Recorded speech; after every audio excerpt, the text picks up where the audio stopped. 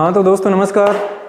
आज हम बात करेंगे राजस्थान ज्योग्राफी के बारे में। राजस्थान ज्योग्राफी के बारे में कि जो ये राजस्थान है अपना, इसकी पूरे विश्व में क्या ज्योग्राफी है, ये पूरे विश्व में कहाँ पड़ता है, कैसे पड़ता है, ये हमने देख लिया, ये हमने मान लिया कि पूरा ग्लोब है। तो इस ग्लोब में बच्चों आप ये बताओ कि ये कौन सी रेखा है। ये है विषुवत रेखा, जिसको हम भूमध्य रेखा भी कह देते हैं, जिसको हम इक्वेटर भी कह देते हैं, या इसको हम 0 डिग्री अक्षांश भी कह देते हैं।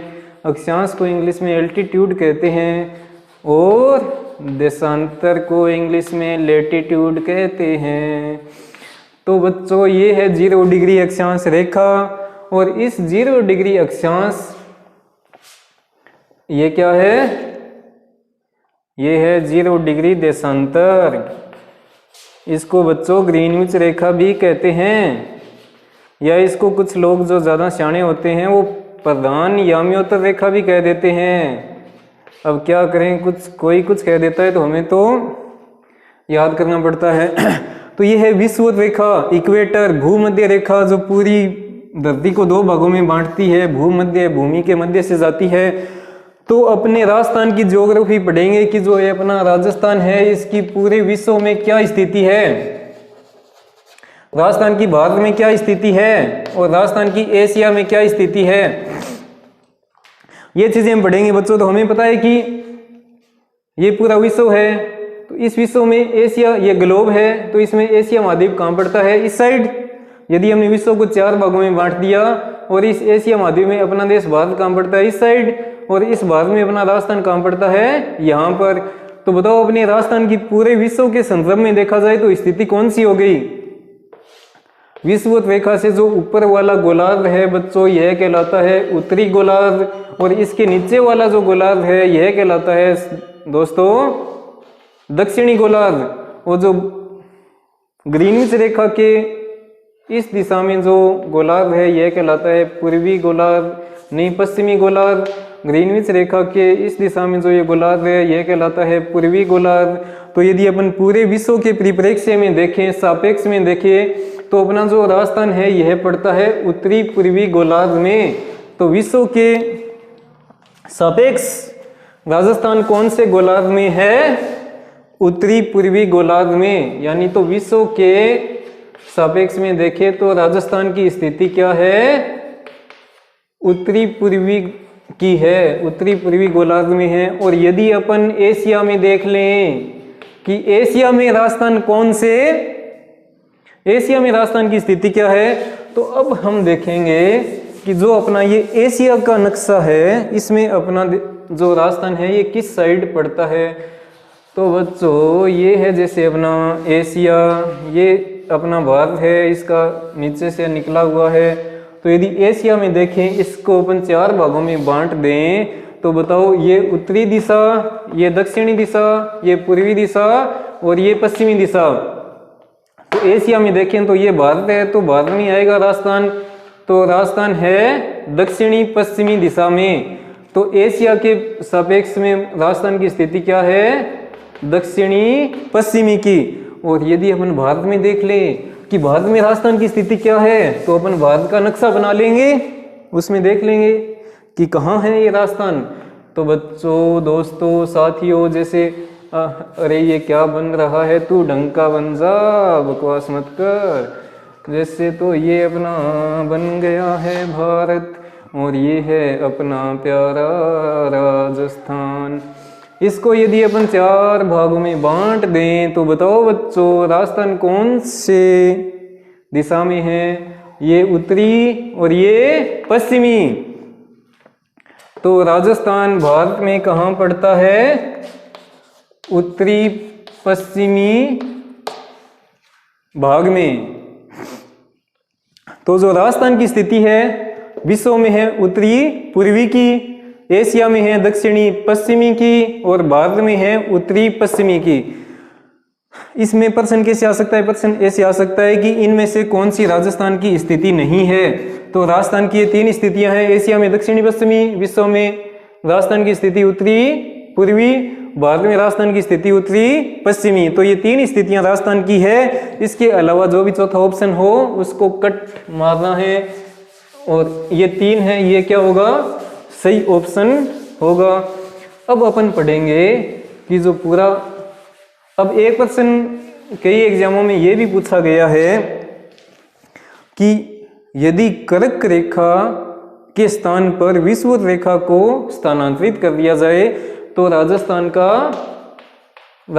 के मौसम या तापमान पर क्या इफेक्ट पड़ेगा। तो हमें पता है कि ये अपना है ग्लोब, ये विषुवत रेखा, और ये 23.5 डिग्री उत्तरी अक्षांश को हम क्या बोलते हैं, कर्क रेखा। 45 डिग्री उत्तरी अक्षांश को हम क्या बोलते हैं, उसके बाद आता है 66.5 डिग्री उत्तरी अक्षांश, उसके बाद आता है 90 डिग्री उत्तरी अक्षांश, यानी उत्तरी ध्रुव बोल देते हैं भैया इसको, या कुछ लोग जो सियाणे होते हैं इसको नॉर्थ पोल भी कहते हैं। और यदि दक्षिण में हम चले तो 23.5 डिग्री दक्षिणी अक्षांश को लोग कहते हैं मकर रेखा। 45 डिग्री दक्षिणी अक्षांश, उसके बाद 66.5 डिग्री दक्षिणी अक्षांश, और उसके बाद 90 डिग्री दक्षिणी अक्षांश को जो सियाणे लोग नॉर्थ पोल या दक्षिणी ध्रुव कहते हैं। तो जो विषुवत रेखा के 23.5 डिग्री यानी कर्क और जो मकर रेखा के जो बीच की जगह होती है, ये इसको हम बोलते हैं उष्ण कटिबंध। कौन सा कटिबंध, उष्ण कटिबंध। कर्क व मकर रेखा के बीच का जो पूरा का पूरा ये जितने भी स्थान है, इसमें जितने देश है, तो ये वाला इतनी क्या कहलाता है, ये उष्ण कटिबंध।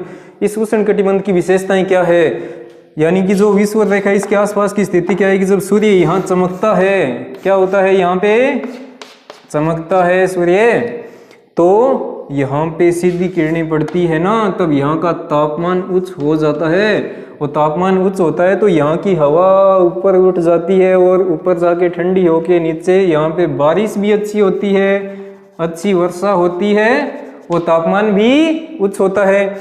तो यदि अपन विषुवत रेखा को कर्क रेखा के स्थान पे स्थानांतरित कर देंगे तो जो विषुवत रेखा की कंडीशंस है वह कहाँ चली जाएगी, अपने कर्क रेखा पे चली जाएगी। तो फिर अपना आपको बताइए कि जो राजस्थान है वह कहाँ पे स्थित है, राजस्थान है वह कहाँ पे स्थित है, कर्क रेखा पर स्थित है। कर्क रेखा अपने 2 जिलों से गुजरती है, डूंगरपुर और बांसवाड़ा से। तो जब राजस्थान कर्क रेखा पर स्थित है तो यदि विषुवत रेखा को कर्क रेखा के स्थान पे अपन ट्रांसफर कर देंगे तो राजस्थान में तापमान तो वैसे भी उच्च है, लेकिन और ज़्यादा तापमान बढ़ेगा, और साथ में वर्षा अच्छी होगी, वर्षा ज़्यादा होगी अब की तुलना में। तो बस यही इफेक्ट आएगा। ये तो अपना उष्ण कटिबंध 23.5 डिग्री उत्तरी अक्षांश से 45 डिग्री उत्तरी अक्षांश के जो बीच का कटिबंध होता है इसको अपन बोलते हैं उपोष्ण कटिबंध। और जो 45 डिग्री से 66.5 डिग्री उत्तरी अक्षांश के बीच का कटिबंध होता है इसको बोलते हैं शीतोष्ण कटिबंध। और जो 66.5 डिग्री से 90 डिग्री तक का जो कटिबंध होता है इसको हम बोलते हैं शीत कटिबंध, या इसको बोल देते हैं सियाणे लोग आर्कटिक वृत्त या आर्कटिक सर्किल। इसके नीचे वापिस वही उपोष्ण कटिबंध, उपोष्ण के नीचे 45 से 66.5 डिग्री दक्षिणी अक्षांश तक शीतोष्ण कटिबंध, और 66.5 से 90 डिग्री दक्षिणी अक्षांश तक शीत कटिबंध, या इसको बोल देते हैं अंटार्कटिक वृत्त। यानी यहाँ पे बहुत ज़्यादा शीत जलवायु पाई जाती है, ठंडी जलवायु पाई जाती है, बर्फ जमी रहती है। उष्ण कटिबंध में उष्ण कटिबंधीय सदाबहार वन पाए जाते हैं, उपोष्ण में उपोष्ण कटिबंधीय वन पाए जाते हैं। अब हम पढ़ेंगे what is our next topic. अब हम देखेंगे कि राजस्थान की स्थिति व विस्तार क्या है। ये भी एक थोड़ा सा कंफ्यूजिंग सा कॉन्सेप्ट है कि what is location and extension of Rajasthan. तो हमें पता है कि ये है अपना प्यारा सा दुलारा सा राजस्थान के धरती धोरारी आ तो स्वर्गांसु भी पावन, हीरो जस नर नारी गावे। तो ये अपना है राजस्थान। राजस्थान में सबसे ऊपर कौन सा जिला है? गंगानगर। राजस्थान में सबसे नीचे कौन सा जिला है? बांसवाड़ा। राजस्थान में सबसे पूर्वी जिला कौन सा, पश्चिमी जिला कौन सा है? जैसलमेर। राजस्थान में सबसे पूर्वी जिला कौन सा है? धौलपुर। तो हमें कभी कभी, वैसे तो ये कॉन्सेप्ट बहुत आसान है, लेकिन कभी कभी यदि इसको अपन ढंग से नहीं पढ़ते तो मुश्किल आ सकती है। ढंग से नहीं पढ़ने का मतलब कि राजस्थान का हमें पता होना चाहिए कि अक्षांशीय विस्तार क्या है व देशांतरीय विस्तार क्या है।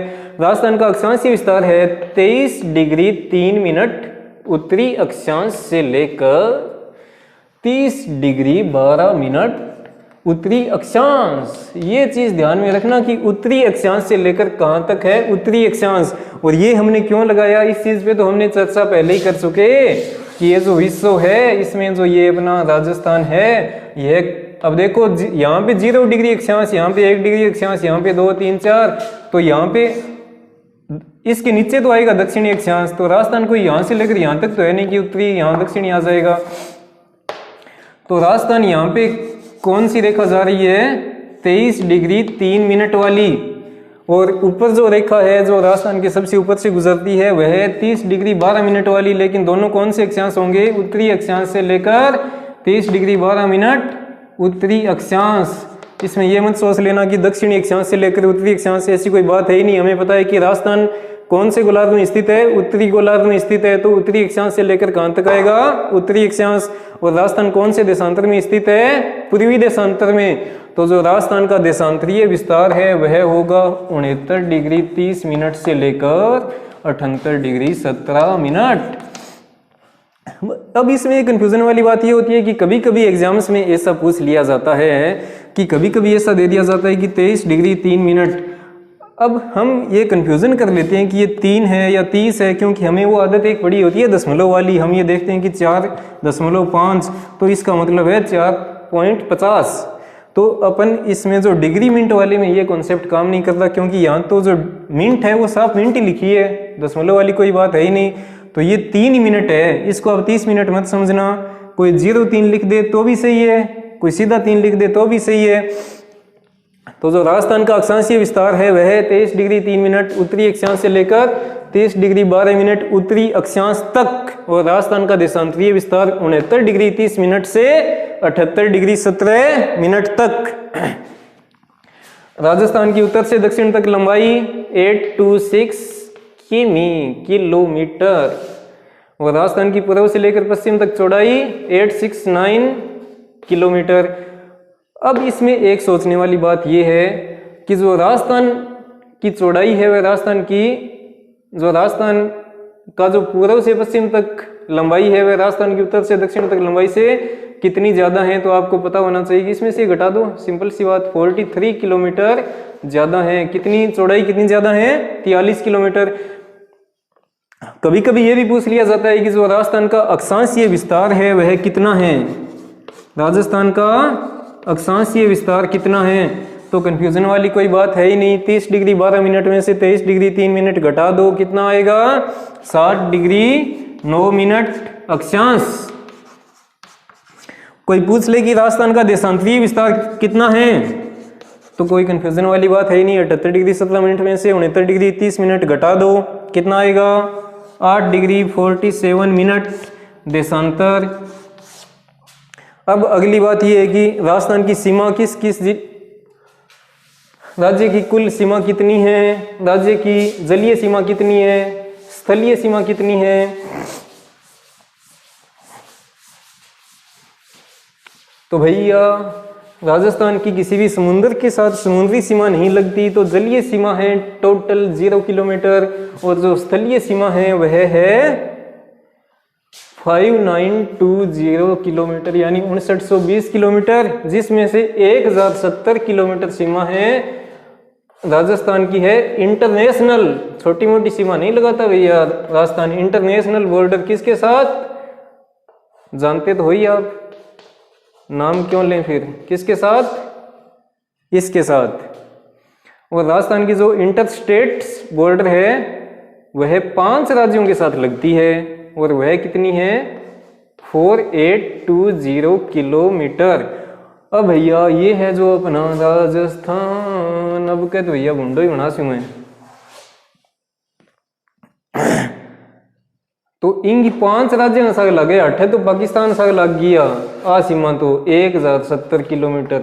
8 कन्या राजस्थान के गंगानगर साग पंजाब गिर, फिर 8 लेके चौड़ो चौड़ो यहाँ हरियाणा गिर, फिर 8 थोड़ी सी लगे उत्तर प्रदेश की, तो फिर मध्य प्रदेश की बोली लगे, फिर 8 गुजरात की। कुल कितने राज्यों के साथ लगती है, 5 स्टेट के साथ सीमा लगती है और 1 कंट्री के साथ सीमा लगती है। कंट्री तो खैर नहीं मान सकते, फिर भी मान लो, चलो कोई दिक्कत नहीं।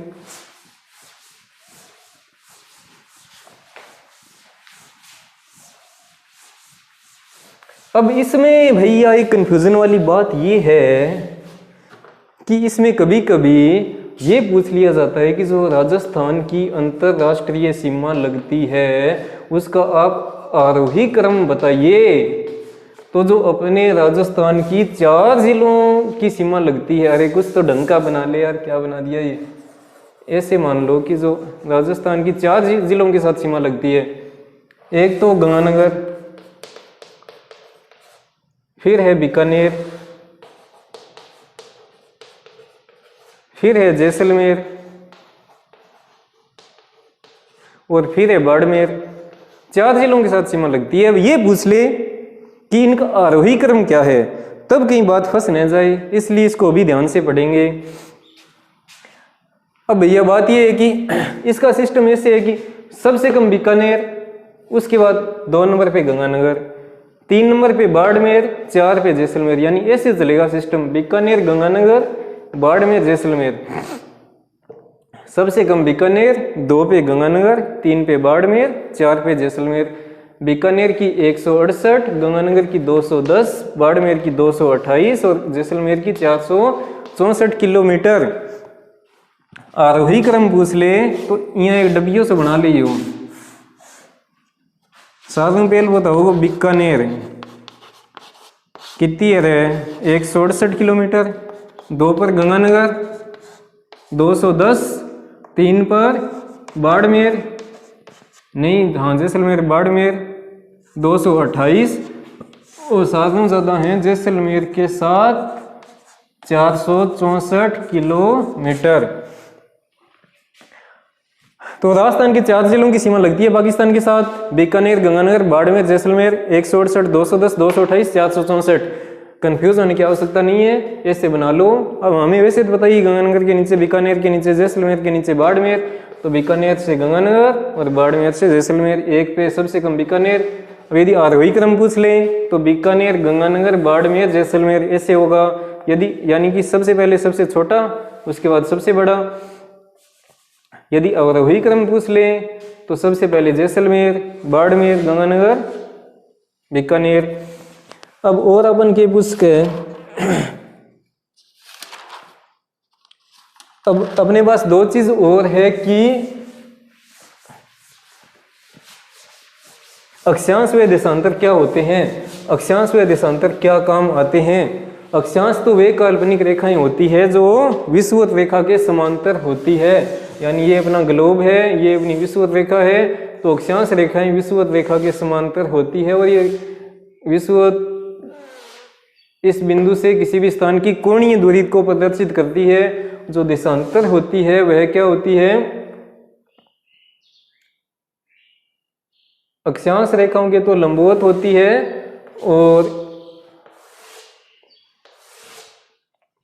ये वाली रेखाएं कहलाती है देशांतर रेखाएं। तो अक्षांश रेखाएं क्या काम आती है, अक्षांश रेखा किसी भी स्थान की, अक्षांश रेखा क्या काम आती है, किसी भी स्थान की स्थिति के बारे में बताने के लिए काम आती है एक तो, और एक वहाँ की जलवायु के बारे में बताने के काम आती है, यानी उसकी ज्योग्राफिकल स्टेट क्या है यह बताने में अक्षांश रेखा काम आती है। और देशांतर रेखा क्या काम आती है, किसी भी स्थान के समय के निर्धारण करने में, यानी अपन यदि टाइम का मेजरमेंट करना है if we want to do measurement of time between two places then we will use latitude lines. कौन सी लाइन्स यूज करेंगे बच्चों? लेटीट्यूड लाइन्स यूज करेंगे. And if you want locate measurement distance between two points then we will use altitude lines. तो हम कौन सी रेखाओं को काम में लेंगे? एल्टीट्यूड लाइन्स को काम में लेंगे. एल्टीट्यूड नहीं रे बच्चों, एल्टीट्यूड लाइन्स. देशांतर रेखाएं काम आती है किसी भी स्थान के समय का निर्धारण करने में, और अक्षांश रेखाएं काम आती है किसी भी स्थान की स्थिति का निर्धारण करने में और उसकी जलवायु को बताने में. अब थे तो कह दो कि अक्षांश जलवायु की हम बता दे सी, देशांतर के समय की हम बता दे सी. तो अपन देखेंगे जलवायु यहाँ बता देगी वो जी अपनो ग्लोब है और इनमें जो अपन यहाँ कह दे कि वो अठे जी वो बिंदु है तो अठे जलवायु किसी को होगी. अपन ध्यान है वो किसी कटिबंध में पड़े, वो क्यों ध्यान पड़ेगा? अपन अक्षांश में ध्यान पड़ेगा. उस कटिबंध में तो अपन बता देंगे नहीं कहीं जलवायु ऐसी है क्या. देशांतर में अपन समय को निर्धारण किया करेंगे कि एक रेखा बना रखी है ग्रीनविच रेखा. ये वाली अपना ग्लोब है, इसमें ये रेखा है ग्रीनविच रेखा. अब इस रेखा से यह रेखा कहां से गुजरती है? और रेखा गठुम गुजरे. अभी ध्यान है कि और रेखा गुजरे इंग्लैंड के ग्रीनविच शहर माखर. ये रेखा गुजरती है इंग्लैंड के ग्रीनविच शहर से और ये होती है 0 डिग्री देशांतर रेखा. इस रेखा से अपन इस साइड जाते हैं ना तो समय बढ़ता है. समय बढ़ता है. बढ़ता को मतलब क्या है कि जी अठे कोई देश है नहीं, अठे कोई देश है तो एक ही टाइम ऊपर इन देश के माँ इन देश में समय ज़्यादा होएगा घड़ी माँ. अठे जी 8 बजेड़ा होएगा नहीं तो अठे का तो 9, 9:30, 10 है. कितना ही बजेड़ा हो उसके